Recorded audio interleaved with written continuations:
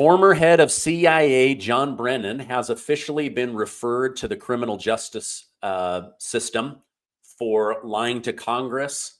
We now know that he worked personally with former President Barack Obama and Hillary Clinton and former FBI Director James Comey in order to overthrow President Trump, who was elected. They've then gone on the mainstream media over and over and over again lying. I want to get a little bit deeper into this. To help me do that, I have a special guest, Ian Trottier. Ian, thank you so much for joining me today. Yeah, thanks, Stephen. It's great to be on. I appreciate it. So, what do you make of the FBI and the DOJ finally going after John Brennan after lying for so many years about colluding with Barack Obama to overthrow the government? Yeah, so Stephen, I was recently in DC and I spent a week and a half basically taking about 100 copies to the Hill. So I went from House buildings over to the Senate buildings. And while I was there, I actually lined up a few in-person meetings. And my intelligence source, so the source of information, the guy that did the crux of the research that's presented in the books, now known as High Stakes Treason, he lives local to DC. He's a little ways out. So I brought him in, and we sat down with a few staffers. Legislative directors are their official titles, and we discussed the information in this book. It was, I believe, Monday that Jim Jordan's office, who received a copy of this book, officially released for request that the DOJ begin to look into this former head of the CIA, John Brennan. And so, coincidentally enough, I think some of these things kind of fell into place. But this is a perfect time to kind of go into dig into and indict John Brennan, which I think will be coming hopefully next week, an indictment of this individual. And what we're talking about is an individual that was the director of the CIA, but one of the most sophisticated intelligence minds on the planet, of course, to achieve that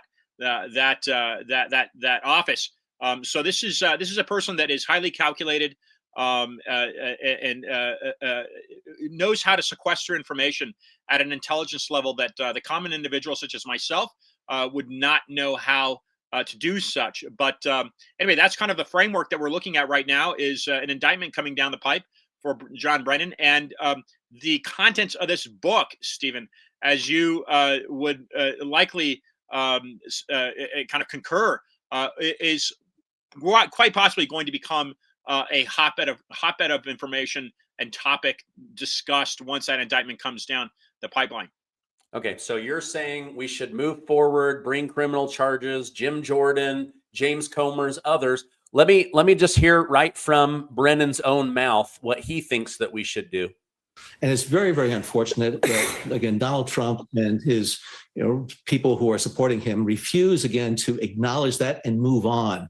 We have so many challenges around this world. I was, quite frankly, appalled by what I heard at the United Nations from Donald Trump.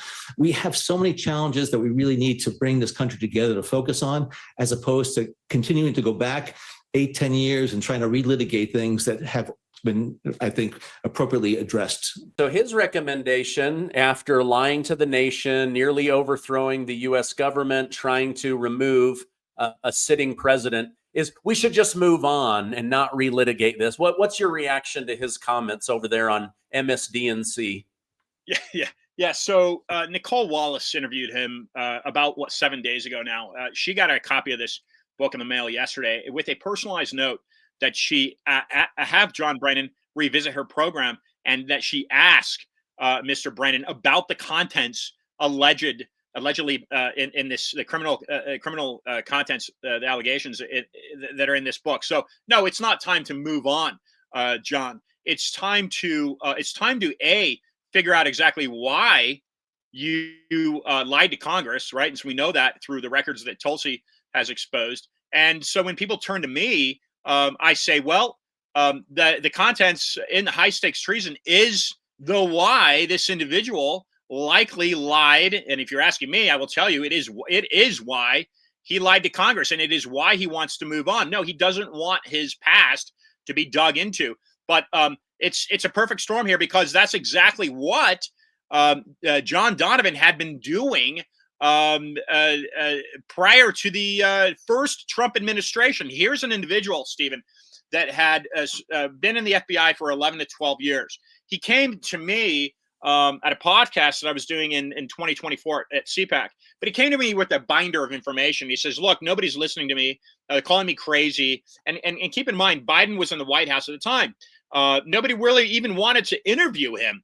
But I flipped through the pages, Stephen, of the contents of the binder, and I says, wait a second, this makes complete sense to me. What you're telling me is that the former head of the CIA, when he was the advisor to Homeland Security under Barack Obama, so a time frame between 2009 and 2013, you're telling me that he hid intelligence from the American people so that he could financially enrich himself with stock increase in a company called the Analysis Corporation. And I says, this seems completely right to me, John. Let me look into this further. And so now we have Post-Hill Press, which has published this book in July.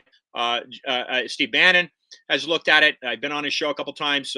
Roger Stone, Stephen, as you may know right now, is calling it of the most important and shocking books he's read in 50 years of politics.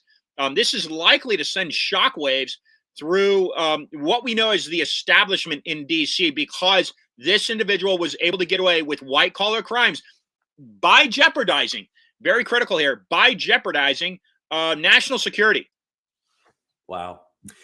I love Roger Stone. I have him on as often as I'm able to. Let me just pull up this cartoon. So we now know from documents and witnesses that they didn't want Trump to take over. They wanted Hillary Clinton. And so they start fabricating this Russia hoax. You're saying in the meantime, you've got evidence that John Brennan was basically doing like insider trading or withholding intelligence in order to prop up a company that would make him very, very wealthy? Oh, that's exactly right. He's lied to Congress in regards to the Russian hoax. We see that through documentation with Tulsi Gabbard. That's likely going to be it's going to be an easy battle for him to kind of avoid. Charging him with perjury is going to be one thing. But what we have here is we basically have documentation. There's 106 pages of an appendix with SEC filings with what are called false financial disclosure statements, Stephen, which is him lying to the ethics department, the Obama administration, the lawyer named Norm Eisen. There's also a woman named Rachel Molinaro, which signed a personal note on one of the financial disclosure statements that shows, the financial disclosure statements where he's allegedly lying about this stock ownership. It was a complete conflict of interest, Stephen, for him to be owning this stock in what's called the Analysis Corporation. He was told that he would be, and he even told Rachel Molinaro, we'll have to get on testimony in Congress, but he even allegedly told Molinaro that he would be transferring the stock in what was held in the 401k into an IRA, which would have liquidated the $50,000 of stock. He held on to it illegally. Okay, that's a complete crime. He held on to it up until it was sold just prior to the Boston Marathon bombing, about a year or so prior to it, and he liquidated at that point for just shy of $5 million. So yes, he enriched himself at the cost of taxpayer money because, in essence, Stephen, what was happening is the Analysis Corporation was getting funding for the war on terror through Congress, right? And so that is motive for him to hide the stock ownership. But this is where this is asinine: is that it came at the jeopardization of our national security. And he continued to lie about this until 2017. So I've got a FOIA out, Stephen, for a December 9th, 2016 meeting that we know took place at the White House with John Brennan, with Comey, and Rice, and Obama and some other folks. That should be on what's called a SCIF. There should be an audio and a video of that. And I've asked I think it's the Justice Department or an element, chiefs of staff to reveal the audio and video. And I've even asked some of these offices and congressional offices to request that FOIA. American people need to know the exact dialogue that happened that day in the White House under Brennan, and why he continued for another almost year to make these false official statements on the financial disclosure forms. This is what I believe with the material presented in the book, I believe we have this person red-handed for some of these crimes. Right. So, people come to me, Stephen, they some say, well, point, the government people do runs insider out of trading. money. It's We're they do it all $38 the time in trillion DC. Well, in they might be debt. doing, doesn't make it It right. used to be And under now Biden, we have you it were adding documented, $1 trillion and it's every coming at 100 days because of that jeopardization of our that Homeland Security spending and the and a NATO momentum. ally, Stephen. Now, like Norway. you said, That just was over the 70 Anders Breivik, days. Norway bombing in 2011. That's scary to me because so the international community should have immense interest in this story as well. Okay, interesting. I love what you've put together here in the book. I love that members of Congress are reading that. I love that Steve Bannon, Roger Stone, myself, we're trying to help get the word out about this. I don't know if you know the name Sam Antar, but he's the man who has put together the binder against Letitia James. And he handed it over and they were like, oh my gosh, all of the crimes are documented, everything they need. That's why they were able to go to a grand jury, an indictment. Now she's in lawsuit. New York is holding back. They're saying, wait a minute, we want to see what Virginia does, but it's even worse here in New York. So I love what you've been doing there. But let me show one more clip from John Brennan, because this is what he would say to you and Pam Bondi and President Trump. Let's watch this together. Well, when these things happen, I certainly get mad, I get angry. I also get sad that this is the state of our country and the state of our politics these days. The fact that, individuals like a Jim Jordan are going to go after somebody. I served nearly 3.5 decades in public service, a lot involved in counterterrorism in the aftermath of 9/11. They don't care about doing things like this to destroy individuals, to go after me, to hurt me and my family and others. And so, I'm saddened by what has happened. Sometimes I'm dispirited and disheartened. At the same time, I feel motivated to be able to stand up. And I'm glad that other people are standing up as well. And I see that more and more people are starting to realize what Donald Trump is all about. And so I'm hoping that the Republicans in Congress, I know it's a wish that I've had for quite a while, they're really going to draw the line. And when they look at what's happened against the White House, it's such a vivid depiction and symbolic of what's going on to this country. But the abuse of power, the desecration of the rule of law, the fact that Donald Trump continues to do these things, why they continue to allow it, I think it's going to hurt the Republicans over in the long term. And just doing this right now to be able to satisfy the whims of Donald Trump, I never thought we would face a situation like this. All right. So him trying to destroy Trump, lying to the American people, enriching himself to the tunes of millions of dollars. Ian, shouldn't all of that be overlooked because he served the country for a couple decades? Yeah, absolutely not. Communism has been entrenched in this government in one way and another. Since prior to McCarthyism, this is an individual that is that is a communist, right? I mean, he has openly stated that he aligns with those policies. Furthermore, what is interesting, and when folks read the introduction, or excuse me, the foreword written by Roger Stone points out that it was John Brennan, through his time in the Saudi office, that approved 4 of the 9/11 hijacker visas. This is a person, according to Stone and Guandolo, that John Guandolo, that has conformed himself to Wahhabism.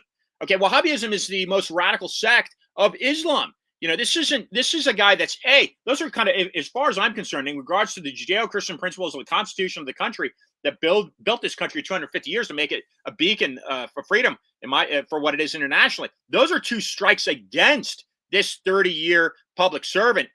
Communism and Islam. Okay, not that Islam is a strike against him, and not that communism is a strike against him, but I'm saying that those are things that go against the root and the threads that weave the flag together of this country. Again, it's a freedom religion, so I'm not saying, but Wahhabism is different. When you're telling, so those are just 2 things I would say about, no, it's not. So, but most important, it's not time to move on, John. Most importantly here is we have critical documentation that your malfeasance happened over the course of the time. So, John, what I would say to you, if I speak to you at some point, John, you took advantage of the American people and their taxpayers, and you hid it from them so that you could feed and improve the economic status of yourself and your family. So it's time to prove these allegations right in the court of law, and that he'd be served with the correct punishment. Unfortunately for John Brennan, if he's convicted,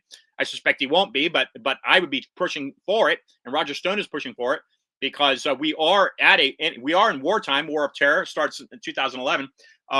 He's aided and abetted the enemy. This is treason. This is a treasonous act, and the Constitution calls for the death penalty for treasonous acts. So if he's convicted of treason, then that would be the recommendation, I think, according to the U.S. Constitution. And hence the title of the book, High Stakes Treason. So yeah, no, John, it's not time to move on and forget and say, oh, thanks for your service for 30 years. No, it's time to say, look, you committed a crime on the American people. You jeopardized Homeland Security. We put our trust in you to protect us. You clearly did not. And the other thing, Stephen, is this has nothing to do with Donald Trump. This has everything to do with a grassroots patriot movement that started, I think, around the time Donald Trump ran for president in 2016. I remember him running, doing a campaign, pre-campaign, excuse me. He was not a candidate yet. At the Doral, he made a couple of speeches. I went to listen to what he was saying, and he said he would run as an independent, and he was self-financed. Those are the kind of principles that I liked out of a prospective leader. So this has nothing to do with Donald Trump. This has everything to do with a grassroots patriot and patriot movement across the country that are saying, wait a second, no, we don't agree with some of these things that are happening in DC, and we're going to hold you accountable. We want to refer that you go to court for these things. That there certainly is an indictment, and we hold you accountable for the crime. So that's where high stakes treason is very critical, because it's all well documented. It's got the appendix. It's got all the information needed really to persecute. And there's more digging. So the other thing is important here, Stephen, is that he hid this information. He sequestered the intel in what are called code word compartments. And those are in the NSA. So that's something that Tulsi Gabbard's going to have to look into. Okay. Well, he's been referred. There's most likely going to be a grand jury. If they find something, he'll be indicted, and he'll get his day in court, and we'll get hopefully to see some justice and accountability. Ian, if people want to follow you online and pick up a copy of the book, where can I push them? Yeah, certainly highstakestreason.com. I just released a video that in that interview, there's a section of the interview that you played, Stephen, that says he asks Nicole, why would he lie to Congress, is basically what he says. It's not verbatim what he says, but basically says that. And I show why he would lie to Congress is because of the contents in his book, because he's committed crimes that he's hiding. So people can go to highstakestreason.com, watch that video. They can Venmo me, Ian Trottier, $35 if they're in the U.S. I'll get them out a signed copy of the book. If they're international, it's more expensive mailing, so $55. Venmo Ian Trottier. If they want an audio version, they could go to Amazon, Audible. Audible's got it in audio. It's an AI narrative, or they can buy. I think it's $10 to read it on their Kindle, and then $21 non-autographed version on Amazon. There's another number of outlets that also offer it, Stephen. But if you simply Google high stakes treason, it'll come up. They can order it online, have it shipped to them. But I certainly stress the autographed copy. I think I got a cool signature. You can get one from me directly at Venmo Ian Trottier, $35. Okay, and it's not an auto pen, huh? It's you. It's not an auto. It's a Sharpie. It's a Sharpie. Yeah. All right. Well, thank you very much for your patriot work and all you're doing. We'll get this out to as many people as we can, and I'll put those direct links down below. Thank you so much. I hope you have a great rest of your day.